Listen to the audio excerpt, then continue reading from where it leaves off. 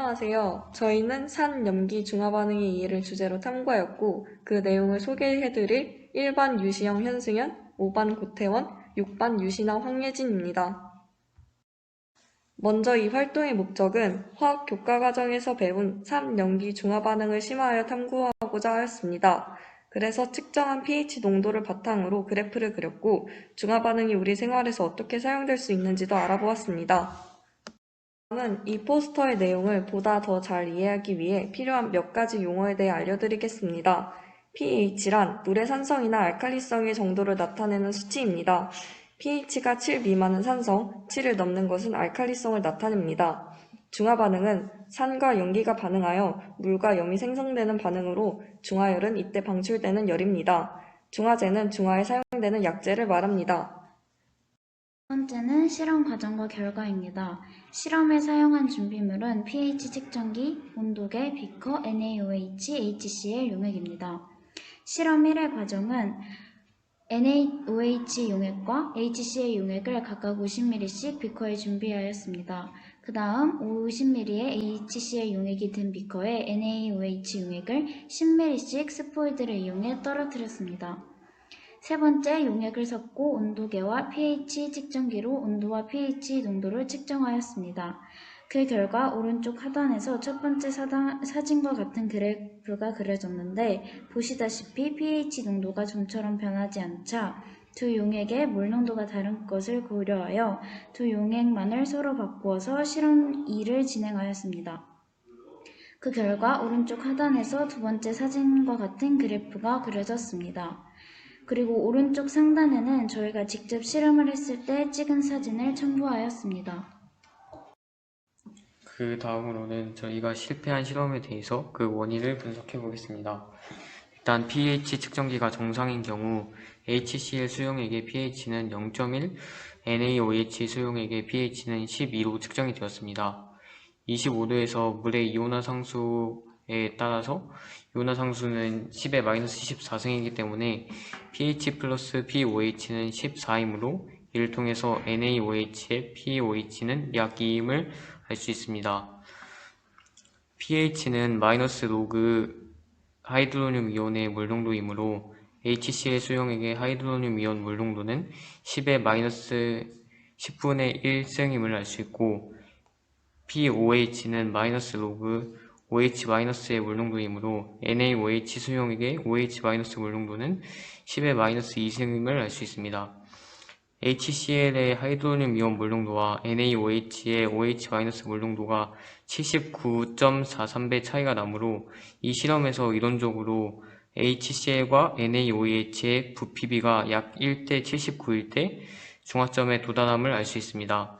따라서 HCl 50ml를 준비한 후 NaOH를 넣는 이 실험에서는 NaOH 수용액을 약 3950ml 넣어야 중화점에 도달하는 것을 볼 수 있었는데 이를 수행하지 못했기 때문에 실험에 실패한 것으로 분석할 수 있습니다.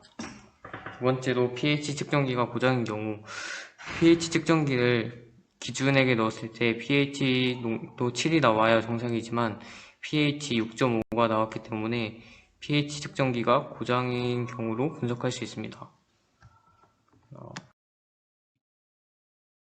다음으로 이상적인 실험 과정 및 결과를 예측하도록 하겠습니다.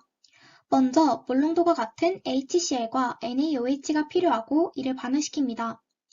앞서 저희가 진행했던 실험처럼 HCl 50ml를 넣은 비커에 NaOH를 10ml씩 넣고 열량계와 pH 측정기로 온도와 pH 변화를 관찰합니다.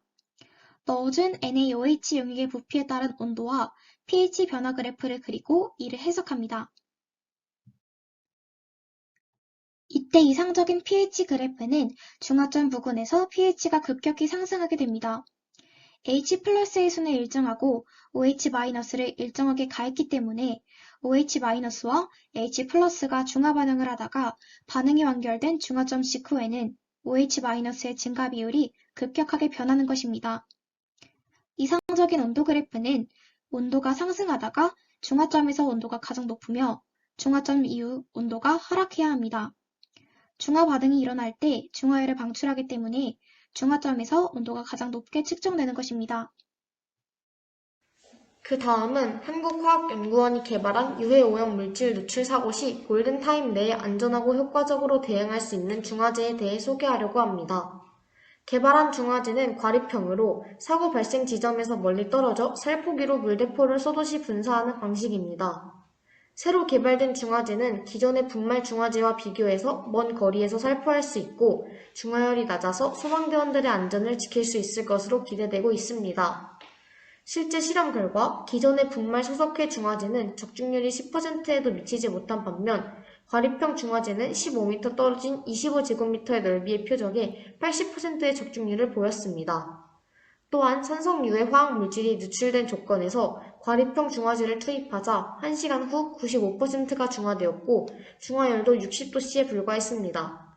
여기서 중화율이 낮은 이유는 중화제의 발열량이 낮을 뿐만 아니라 중화 반응에서 발생하는 발열 반응이 한꺼번에 일어나지 않고 중화제에 쓰인 점토가 중화 반응 속도를 지연시켜 열을 서서히 발생시키기 때문입니다. 이와 함께 지시약 중화제도 함께 개발되었는데요. 이는 화학물질이 산성인지 염기성인지 알 수 없을 때 사용할 수 있습니다. 누출된 화학물질에 지시약 기능이 있는 알게닌을 살포해 바로 산염기의 여부를 알고 초동 대응을 할 수 있는 것입니다. 이것을 통해 중화 반응은 안전을 예방하는 데도 이용될 수 있다는 것을 알게 되었고 앞으로 이러한 중화제가 더 개발되어 골든타임을 확보하여 사고 피해를 줄일 수 있을 것이 기대된다고 생각하였습니다. 마지막으로 결론을 말씀드리면서 영상을 마무리하겠습니다. 산염기 중화 적정 실험이 사전에 조사한 내용과 다르게 전개되어서 당황을 했습니다. 하지만 산염기 중화 반응 실험의 문제점 분석 및 개선 방안이라는 논문을 읽은 뒤에 이를 토대로 실험의 문제점을 분석하고 우리가 예상했던 이상적인 실험 결과를 검토했습니다. 비록 예상과는 다른 실험 결과가 나왔지만 정직하게 문제점을 고찰하고 중화제를 소개하는 것으로 마무리해서 실험에 대해 더 깊이 이해할 수 있는 뜻깊은 시간이었습니다. 감사합니다.